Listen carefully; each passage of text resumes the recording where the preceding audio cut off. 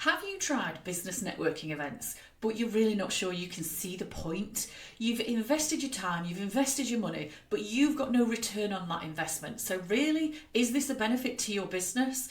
Well, let me tell you, as somebody who has built my business on networking and who enjoys it so much and sees so much value in it that I now host two of my own groups, that I am a firm believer that business networking can work for every business, and not just to deliver results, but also to help you build a brilliant support network for your business and get that ROI at the same time. So this week I want to share with you 5 tips that will help you create a business networking strategy that will generate a brilliant return on investment for your business. So my very first tip is, don't be the person who tries to sell to the room.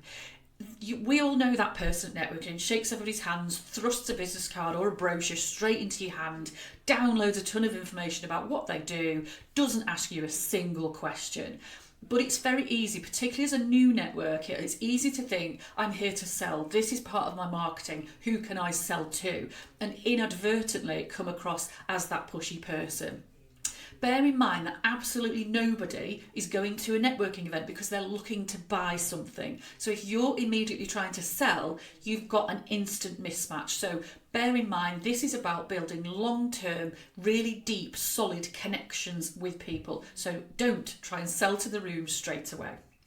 The second tip, on top of the first one, is go and build genuine connections with people. So don't only talk about business. Don't just talk about services and price and who's your ideal client and all that exciting stuff. Find out about people as individuals. Find out about their holidays, their pets, their kids, their sports, their hobbies, all of that kind of stuff. Now, it might seem trivial and wasteful, but actually that's the way that you really get to know people. And when you genuinely build those connections, that's when you build that desire to really help each other. So think past what people do and who can refer to you, and really think about building genuine connections. Make these people your friends genuinely, and you will both want to help each other in business.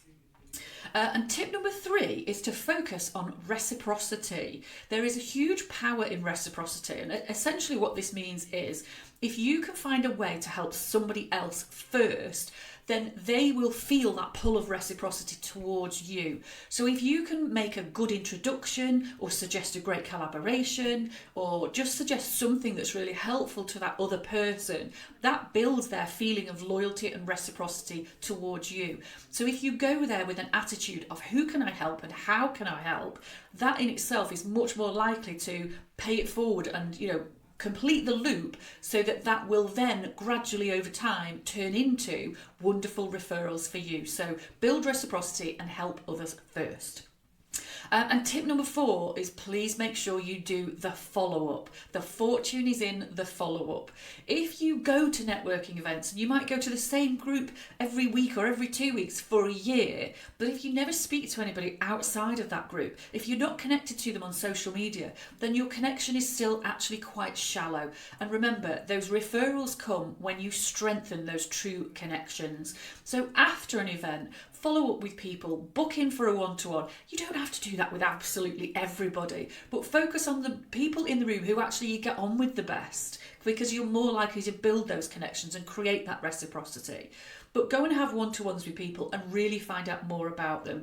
Make sure you send follow-up emails. If you've promised an introduction during an event, make sure you follow up and make that introduction afterwards. And make sure you connect with people on social media so they get to see your content and you stay connected between meetings.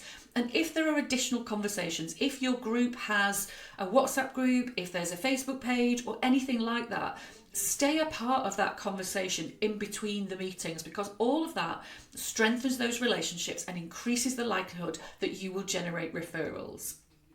And the last thing to bear in mind is, whenever you do get a referral from somebody, treat that with kid gloves.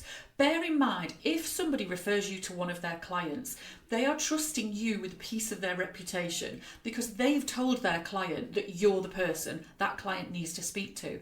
So if you don't follow up, or if you're slow to follow up, or if you're a little bit wishy-washy, if you cancel meetings, or if you forget to do what you say, if that client ends up thinking, well, you're not that good at what you do, So this person that referred them in can't be a very good judge of character. So please bear in mind that somebody is trusting you with a little piece of their reputation when they pass you a referral, and treat them really, really well. And that will then generate more referrals. Now, I haven't even touched on things here like perfecting your introduction, being very clear about what you do, articulating who you want to help. Those are the kind of obvious bits, but actually they are much less important than building genuine connections, helping other people, building reciprocity, and being a genuine part of that networking group. So, as I say, I'm a massive fan of networking. I absolutely think it works, and I think it can generate you a huge ROI.